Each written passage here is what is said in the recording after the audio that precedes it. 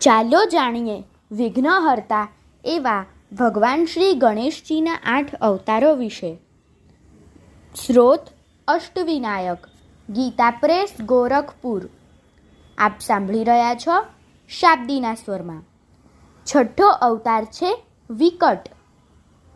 વિકટો નામ વિખ્યાત કામાસુર વિદાહક મયુરવાહનાશ્ચાયં સૌરબ્રહ્મધર સ્મૃત. ભગવાન શ્રી ગણેશનો વિકટ નામે પ્રસિદ્ધ અવતાર કામાસુરનો સંહારક છે. તેઓ મયુરવાહન અને સૌર બ્રહ્મના ધારક મનાય છે. ભગવાન વિષ્ણુ જ્યારે જાલંધરના વધ અર્થે વૃંદાનું તપ નષ્ટ કરવા ગયા હતા તે વખતે તેમના શુક્રથી અત્યંત તેજસ્વી કામાસુર ઉત્પન્ન થયો. કામાસુર દૈત્યગુરુ શુક્રાચાર્ય પાસેથી દીક્ષા પ્રાપ્ત કરીને તપશ્ચર્યા માટે વનમાં ગયો. ત્યાં તેણે પંચાક્ષરી મંત્રનો જપ કરતાં કરતાં કઠોર તપ પ્રારંભ કર્યું. ભગવાન શિવની પ્રસન્નતા માટે તેણે અન્નજળનો ત્યાગ કરી દીધો. દિન પ્રતિદિન તેનું શરીર ક્ષીણ થતું ગયું અને તેજ વધતું ગયું. દિવ્ય સહસ્ર વર્ષ પૂરા થયેથી ભગવાન શિવ પ્રસન્ન થયા. આશુતોષે પ્રસન્ન થઈને તેને વર માંગવા કહ્યું. ભગવાન શિવના દર્શન કરીને કામાસુર કૃતાર્થ થઈ ગયો. તેણે ભગવાન શિવના ચરણોમાં પ્રણામ કરીને વર યાચના કરી કે પ્રભો, આપ મને બ્રહ્માંડનું રાજ્ય તથા આપની ભક્તિ પ્રદાન કરો. હું બળવાન, નિર્ભય અને મૃત્યુંજયી બની જાઉં. ભગવાન શિવે કહ્યું, જો કે તે અત્યંત દુર્લભ તથા દેવોને દુઃખદાયક વરની યાચના કરી છે, તોય હું તારી આ કામના પૂર્ણ કરું છું. કામાસુર પ્રસન્ન થઈને પોતાના ગુરુ શુક્રાચાર્ય પાસે આવ્યો અને તેને શિવ દર્શન તથા વર પ્રાપ્તિના સમાચાર સંભળાવ્યા.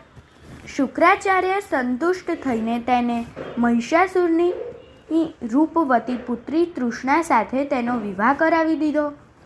તે સમયે સમસ્ત દૈત્યો સમક્ષ શુક્રાચાર્યએ કામાસુરને દૈત્યોનો અધિપતિ બનાવી દીધો. સર્વે દૈત્યોએ તેના આધીન રહેવાનું સ્વીકારી લીધું. કામાસુરે અત્યંત સુંદર રતિદ નામના નગરને પોતાનું પાટનગર બનાવ્યું. તેણે રાવણ, શંબર, મહિષ, બલિ તથા દુર્મદને પોતાની સેનાના પ્રધાન બનાવ્યા. તે મહાઅસુરે પૃથ્વીના સમસ્ત રાજાઓ પર આક્રમણ કરીને તેમને જીતી લીધા. પછી તે સ્વર્ગ પર ચઢાઈ કરી દીધી. ઇન્દ્રાદિ દેવો તેના પરાક્રમ સામે ટકી ન શક્યા. બધાય તેના આધીન થઈ ગયા. વરના પ્રભાવથી કામાસુરે ટૂંકા ગાળામાં જ ત્રણેય લોક પર અધિકાર પ્રાપ્ત કરી લીધો. તેના રાજ્યમાં સમસ્ત ધર્મકર્મ નષ્ટ થઈ ગયા. ચારેકોર જૂઠ, છળ કપટનું જ સામ્રાજ્ય છવાઈ ગયું. દેવો, મુનિઓ અને ધર્મપરાયણ લોકો અતિશય કષ્ટ પામવા લાગ્યા. મહર્ષિ મુદ્ગલની પ્રેરણાથી સમસ્ત દેવો અને મુનિઓ મયુરેશ ક્ષેત્રમાં પહોંચ્યા. ત્યાં તેમણે શ્રદ્ધા ભક્તિપૂર્વક ગણેશની પૂજા કરી. દેવતાઓની ઉપાસનાથી પ્રસન્ન થઈને મયુરવાહન ભગવાન ગણેશ પ્રગટ થયા. તેમણે દેવતાઓને વર માંગવા કહ્યું.